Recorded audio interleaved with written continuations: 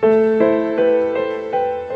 les quelques notes que je vais jouer maintenant me sont venues sous les doigts, j'imaginais pas qu'à ce point elles changeraient ma vie. C'est peut-être à cause de ces quelques notes que je me retrouve ici, devant vous ce soir. Ces quelques notes qui ont changé ma vie, elles faisaient ça.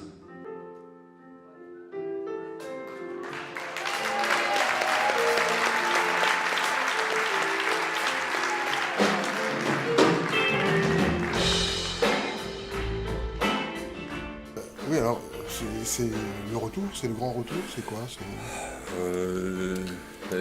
Disons qu'on est toujours en mouvement, qui dit des allées, dit des retours.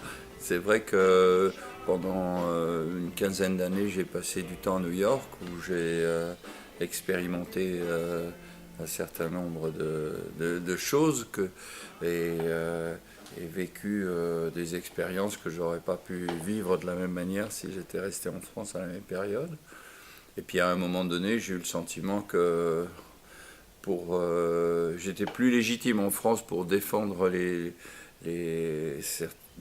raconter, dire un certain nombre de choses que je ne l'étais aux États-Unis, dans la mesure où j'ai eu une galerie pendant 5 ans. J'étais parti à New York d'ailleurs, surtout pour développer ce que je faisais dans le domaine des arts visuels. Mais j'ai jamais cherché vraiment à m'inscrire dans le paysage médiatique. Donc il y a un moment donné où j'ai eu le sentiment que ce que je disais là-bas, c'était un peu ce que pouvait dire Monsieur Tout-le-Monde, alors qu'en France, les gens savent plus ce que ça signifie. Alors bon, voilà, je suis revenu en partie pour ça.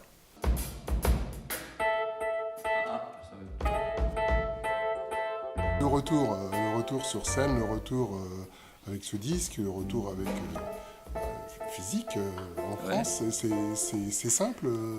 On est attendu. Comment on ressent ça? Il se trouve que je me sens bien accueilli ici. Les gens, une des grosses différences entre la France et les États-Unis, où j'ai donc vécu pendant 15 ans, c'est la relation qu'on établit avec le présent. Est-ce qu'on considère comme aux États-Unis que le présent, c'est la base du futur? Ou bien est-ce qu'on considère, comme en France, que le présent, c'est la conséquence du passé? On est debout sur son expérience, on va dire. Dans les deux cas, il s'agit d'un niveau zéro, mais dans un niveau zéro américain, j'allais dire, la seule chose qui compte, c'est demain. Dans une version française, on va dire que le passé a une importance. On est un pays qui se vante de sa culture, mais de sa culture passée. Et quand on parle du futur ici, ou de l'avenir, les gens sont assez vite circonspects. Mais ça a des avantages aussi, parce que si on prend le cas de quelqu'un comme moi qui, depuis plus de 30 ans, est continué avec la même ferveur, je peux presque dire la même passion à faire ce que j'avais à faire, ben les gens ici me sont reconnaissants d'avoir été conséquents et fidèles à ce que je disais depuis le début. Donc le retour, il se passe plutôt joyeusement, puisque j'ai le sentiment d'être accueilli par des gens en disant « Ah, vous êtes parti trop longtemps, vous nous avez manqué ». Et je me réjouis de constater que les salles sont pleines. Mon public est venu, nonobstant le peu de soutien de la part des médias.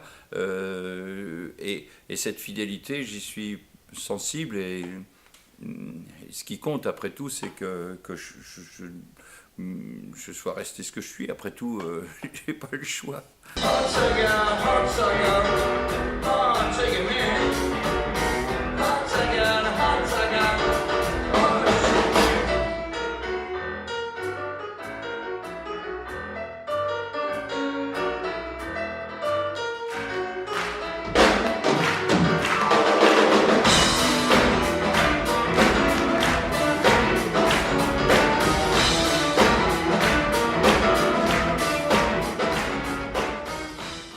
La fidélité est dans les deux sens, c'est-à-dire que vous êtes fidèle à vous-même et le public est fidèle à ce que vous êtes.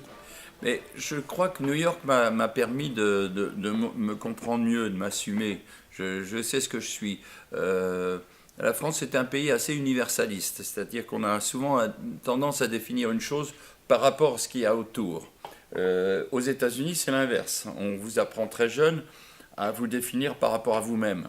Et New York m'a permis de me connaître mieux, de savoir mieux qui je suis par rapport à mes propres aspirations. Et quand je reviens, j'ai le sentiment de m'assumer mieux, si je puis dire, que quand je suis reparti. Quand je suis parti en 2003-2004, j'avais le sentiment d'être ni, tu vois, j'étais ni un chanteur, ni un artiste, ni un poète. Et quand je reviens, en fait, j'ai l'impression d'être et un chanteur, et un artiste. Et donc, du coup, c'est plus facile à vivre dans le positif que de vivre tout le temps dans le négatif.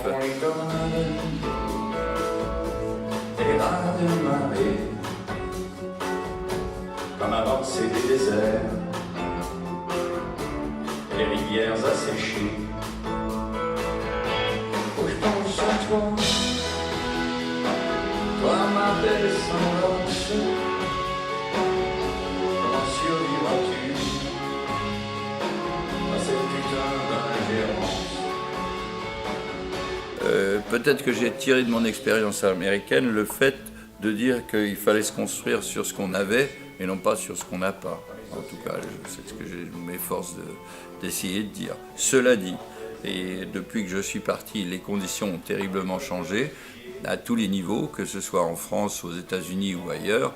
Et le monde, malheureusement, aujourd'hui, se trouve être dans une situation écologique et d'une façon générale, une relation avec l'environnement qui est absolument terrible et effrayante. Et ça intervient dans les propos que je tiens, notamment dans le dernier album qui vient de sortir, qui s'appelle Même pas Sommeil, et qui est l'occasion du concert que je vais faire ici, par exemple, et dans lequel je raconte aussi des angoisses, mais qui me dépassent, moi, et qui sont des angoisses ou des inquiétudes universelles. Dans la calotte polaire, la pollution de l'eau et de l'air, dans la fin des espèces, et les glaciers qui disparaissent. Je pense à toi, toi ma belle semblance. Comment survivras-tu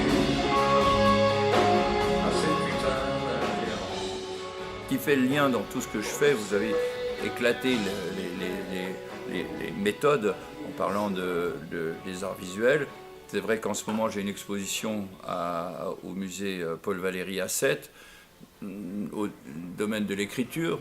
J'ai ce livre, La mécanique du ciel, qui est sorti au Castor Astral, ou en musique, qui est l'occasion du concert que je vais faire ici. Mais en fait, le lien dans tout ça, c'est la poésie. Mais la poésie dans le sens grec du terme, qui est que ça vient de poéim, qui veut dire agir. Et la poésie, ça ne veut pas dire regarder la lune en pur état de méditation. Ça peut être ça, mais la poésie, c'est agir, c'est faire. Donc c'est ce que je m'efforce de faire, et je partage avec les gens ce que je fais. Pas ce que je ne fais pas, mais ce que je fais.